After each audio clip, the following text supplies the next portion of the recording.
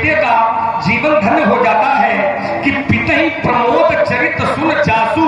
जिस बेटे के चरित्र को सुन करके पिताजी प्रमुदित हो जाए, माने पिताजी प्रसन्न हो जाए, वो बेटे का जीवन धन्य हो जाता है। और धनुष तोड़ने वाले ने वही काम किया है। इसलिए परिताप तुम्हारा है प्रसिद्ध जगत ऊंचे।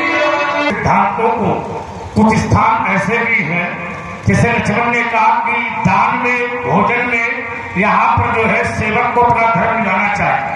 देखो कुछ स्थान ऐसे भी होते हैं जो हमारे शास्त्र इसको प्रमाणित करते हैं कि यदि भोजन करने वाला अधई बहिर्मुख हो रहा है, माने संतुष्ट नहीं हो रहा है, तो श्राप दे देगा।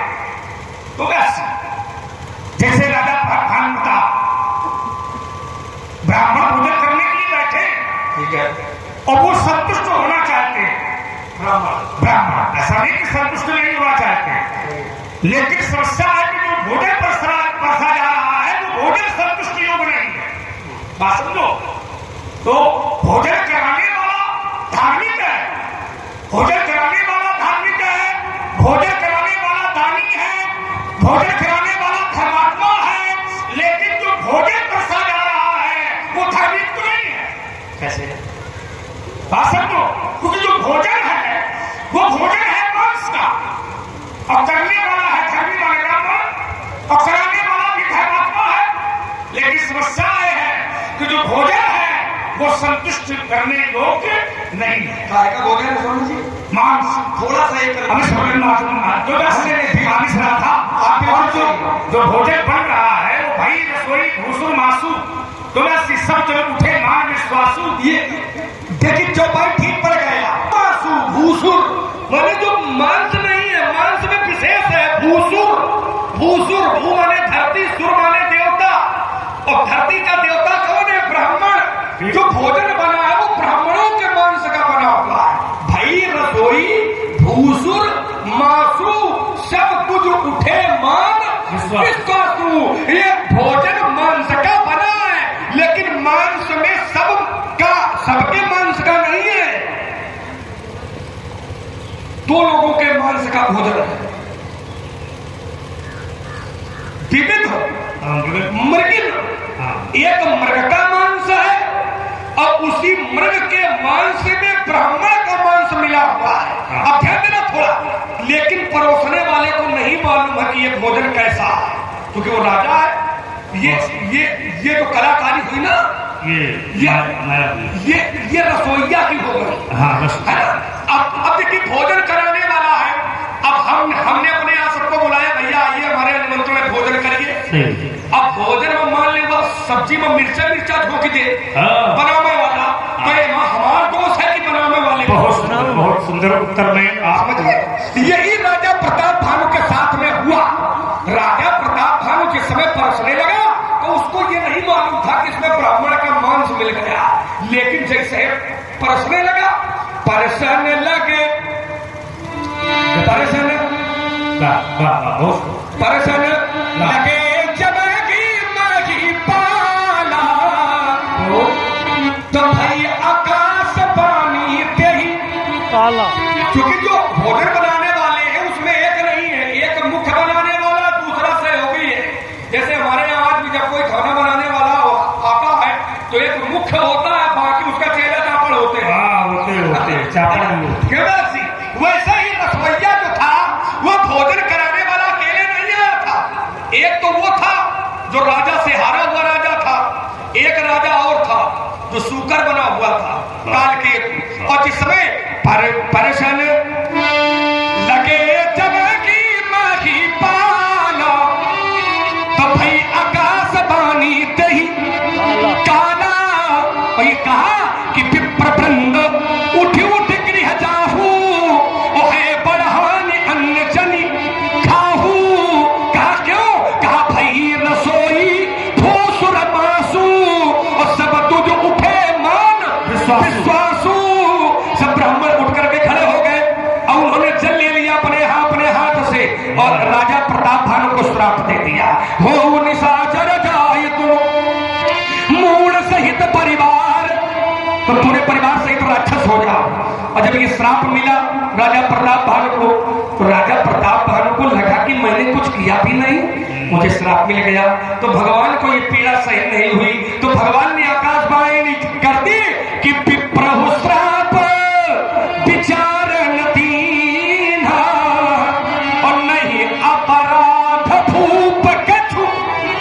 अरे ब्राह्मणों, तुमने राजा को जो श्राप दिया है वो विचार करके नहीं दिया है, राजा प्रताप भानु का कोई दोष नहीं है। तो अब तुम्हें संतुष्टि मिल रही होगी इससे। अब तुम्हें संतुष्टि, इसलिए मैंने ये बात रखी थी। अब जो तुमने उत्तर दिया है इससे ये प्रमाणित हो गया, क्या हो गया? सामने वाला यदि संतुष्ट नहीं होता है तो श्राप का भोग भोगना पड़ेगा। अब एक छोटी सी बात मैं रखे देता हूँ। तुमने कहा कि जो भोजन बनाने वाला है वो कालकेतु है, और जिसके कहने पर राजा भानु प्रताप कार्य कर रहा है वो कपटी मुनि माने राजा है। देखो, यदि राज भंडार गृह को किसी दुश्मन के हवाले कर दिया जाएगा तो उस प्रजा को फिर भूखों मरना पड़ेगा। ये नियम है हमारे यहाँ राजतंत्र, लोकतंत्र। यदि राजतंत्र का भंडार गृह किसी शत्रु के हाथ में दिया जाता है तो फिर ज्यादा दिन राज चलने वाला नहीं है। और यही उसने किया था। उसने भंडार गृह राजा भानु प्रताप ने अपने दुश्मन को सौंप दिया था। और एक बात बता दें, तुम भंडारा कराओ, लेकिन भंडार गृह में यदि तुम जाते नहीं हो तो इसमें दोषी भंडारी नहीं है, इसमें दोषी तुम हो। विचार करिए, क्योंकि कर्म करने वाला भोगी माना जाता है। कर्म धर्म प्रीत्याजुरम, कर्म करने वाला, परोसने वाला, भोजन चढ़ाने वाला, निमंत्रण देने वाला, ये दोषी माने जाते हैं। दोषी माने जाते हैं। यदि भोजन में मिलाया जाता है तो निमंत्रण दिया किसने, बुलाया किसने, दरवाजे किसके गया, खिलाया किसने, तो दोषी कौन? ब्राह्मणों की दृष्टि में दोषी वही है। और फिर नियम ब्रह्मा की सृष्टि का नियम भी है क्या? और करे अपराध है। नियम तो देखिए, ये भी तो अव्यासी ईमानदारी, ये अपवाद की धरती है। तो ये अपवाद इसलिए वैसे नहीं देख रहे। और करे अपराध है और पाप फल भोग अस विचित्र भगवंत गति को जग जाने। ये तो नियम है, ये नियम है। ये अपवाद इसलिए बनाया गया, करता कोई अभोक्ता, ये नियम है। लेकिन नियम है कि कर्म प्रधान विश्व। परसने वाला कौन है? मैंने पहले लगा दिया था, क्योंकि परसन तुमने पढ़ा है, परसन लागी जब ही नहीं पाला तो भाई आकाश वारिते ही काला। तो विप्रबंधी उठे ग्रह जाऊ है बड़ी हानि अन्न जन खाऊ। तो ब्राह्मणों को भोजन कराने वाला है राजा, परसने वाला है राजा, दान करने वाला है राजा। तो जो करेगा वही करेगा। अच्छा, उत्तर ले लो। अच्छा, ये बताओ, अगर राजा दोषी है तो तुम भगवान से ज्यादा जानत होगा, क्योंकि भगवान कह रहे राजा दोषी नहीं है, वो आप कह रहे हो राजा दोषी है। तो हम यह नहीं समझ पा रहे तुम्हारा मानव कि भगवान की मानव। राजा दोषी नहीं है, ये भगवान के वाक्य है। विप्रभु श्राप विचार न दीना और नहीं अपराध भूप कछु। ये ब्रह्मवाणी है, आकाशवाणी कह रही है कि अरे ब्राह्मणों, तुमने जो श्राप दिया है वो विचार करके नहीं दिया है, इसमें राजा का कोई भी दोष नहीं है। आप कह रहे हो राजा का दोष है, तो यह बताओ तुम ज्यादा सही हो कि भगवान ज्यादा सही है? देखिए, अब इसमें छोटी सी बात मैं कह देता हूँ। ब्राह्मणों का दिया गया श्राप मिथ्या नहीं हो सकता, ये सही है। देखिए बात साफ है, पर बात अलग थोड़ी हो। बड़ी जगह भगवान है, भगवान अगर कह रहा है विप्रो श्राप विचार न करना, नहीं अपराध भूप कचीला, तो नियम भी है श्रापत तारक दुर्गसी भ्रष्ट हंता और विप्र पूजा अस्कामय संता। ये श्राप दे दिया गया तो दे दिया गया। जिसे एक बार श्राप कर मिल गया है फिर वो, हम ये नहीं कह रहे, पर बात समझाओ ना, बात दूसरा है। ब्राह्मणों ने श्राप दे दिया, विषय ये नहीं है, विषय राजा की गलती है कि नहीं है, विषय यहाँ है। ब्राह्मणों ने श्राप दे दिया वो तो ठीक है, ये हमको मालूम है कि अगर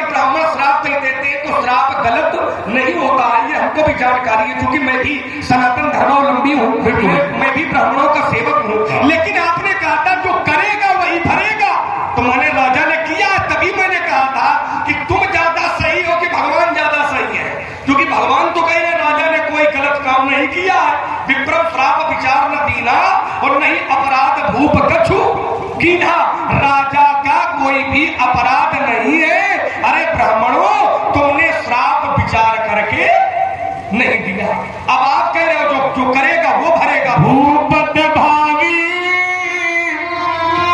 देखो मिटा ही नहीं, क्या बात, यद्यपि न दूषण तो, पर ये भी विषय लग हो गया, ये भी विषय लग है कि भूपति भावी मिटा ही नहीं। भावी भावी माने होनहार, होनहार जो होने वाला होता है वो कभी मिटता नहीं है। ये भी विषय लग हो गया है, पर विषय ये है कि राजा अपराधी है कि नहीं है, तो उसका निर्णय है कि राजा अपराधी नहीं है। अब आपने इसी में छोटा सतर्क रखा था कि अगर रसोई माने भंडारा अगर तुम अपने दुश्मन को दे दो, तो राजा प्रताप भानु ये जानता नहीं था कि मेरा दुश्मन है ये। अगर राजा प्रताप भानु ये जानता होता कि मेरा दुश्मन है, तो उसको अपने भंडार घर में घुसाता ही क्यों? वो तो राजा जानता ही नहीं था। क्यों? क्योंकि वो तो कपटी मुनि बैठा था, कपटी। अच्छा, उसने ये कहा था व्यासी कि छठे श्रवण यह परक कहानी, ये जो बात हमारी तुम्हारी चल रही है ये दूसरे कानून में न जाए, माने कहूं तो बताया ना। ये कपटी मुनि ने कहा था कि जो हमारी तुम्हारी बातें हो रही हैं, इन बातों को कभी दूसरे कानों में पहुंचने न देना। अच्छा, काहे?